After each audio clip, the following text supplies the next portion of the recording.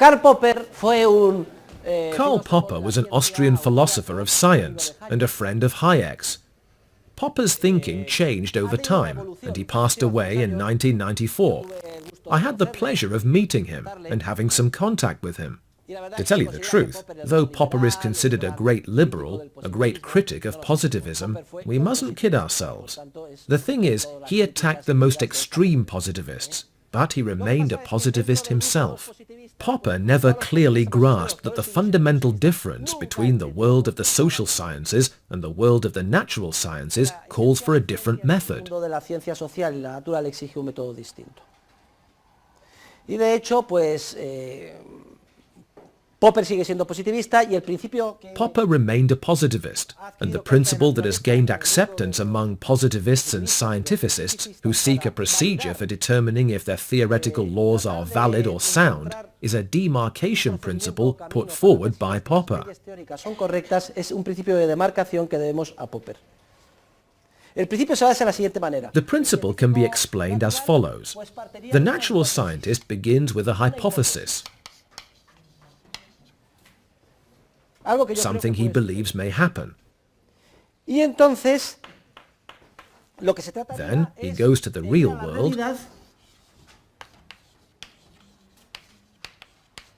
through a laboratory experiment, etc., to see if the real world is consistent with his hypothesis. If the real world is consistent with his hypothesis, then he accepts the hypothesis, but tentatively. This idea of tentativeness is typical of Popper, and it's one of the least harmful ones. In short, if it seems to me that my hypothesis is confirmed in the real world around me, in the laboratory experiment, then I accept my hypothesis, my law, and I consider it valid. But, and this is important, only tentatively.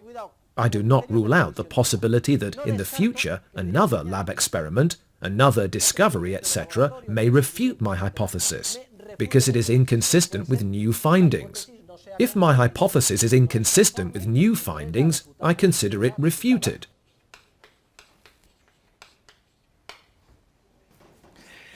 This possibility of consulting the real world to see if it is consistent with a hypothesis or instead refutes it is what methodologists call the falsifiability of a hypothesis. That's a mouthful, isn't it? If a hypothesis is falsifiable, then it is possible to look to real events to see if the hypothesis is consistent with reality.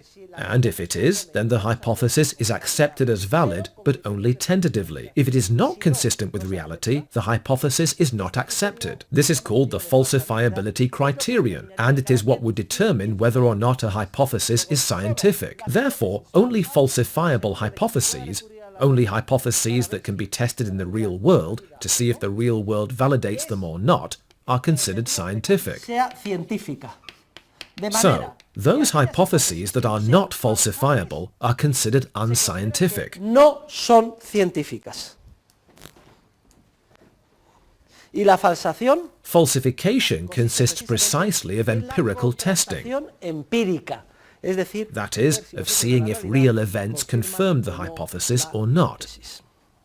This is the criterion of scientific validity all positivists adopt. It is the demarcation criterion for determining which hypotheses are scientific, only the falsifiable ones according to Popper, and falsification consists of empirical testing. In other words, falsification involves consulting reality to see if it is consistent with the hypothesis or not. This is the Popper of the 1930s. Popper passed away at the end of the last century, at the age of 90, and as he grew older he became more and more Austrian. When he died, he was practically one of us. Unfortunately, the seed he planted when he was young is the one that spread throughout the world, and the scientificists used it. This procedure is still given preeminence, and that is why I explain it. But now we're going to criticize positivism. We're going to criticize this procedure, and we will begin by criticizing its application to the world of the natural sciences. we will see that this procedure makes no sense, even in the natural sciences. And next Tuesday, we'll find it a very easy task indeed to show it makes no sense in economics. So, our criticism of positivism is as follows. Positivists are guilty of two insoluble logical contradictions. First, the criteria of verification or falsification, like the one I have just explained, are not verifiable or falsifiable in themselves. Therefore, according to Popper's own framework, since none of this is falsifiable, since we can't look to real events to see if the only scientific hypotheses are those that can be falsified based on real events, since this principle is itself completely unfalsifiable, then according to positivists themselves, it's metaphysical, that is, invalid, simply pulled out of a hat. Do you remember how we threw determinism back at determinists? Well, now I'm throwing the principle of falsification back at positivists. Hey, buddy, explain your own principle to yourself. Can you look to real events to see if only falsifiable hypotheses are scientific? No. Then according to you yourself, I didn't say it, everything you've said is pure metaphysics and of no scientific value. Second, and furthermore, to falsify a supposedly scientific proposition or a hypothesis, we must go to the real world, to see if real events validate or refute the hypothesis. And that requires us to make sense of the real world, to understand it. And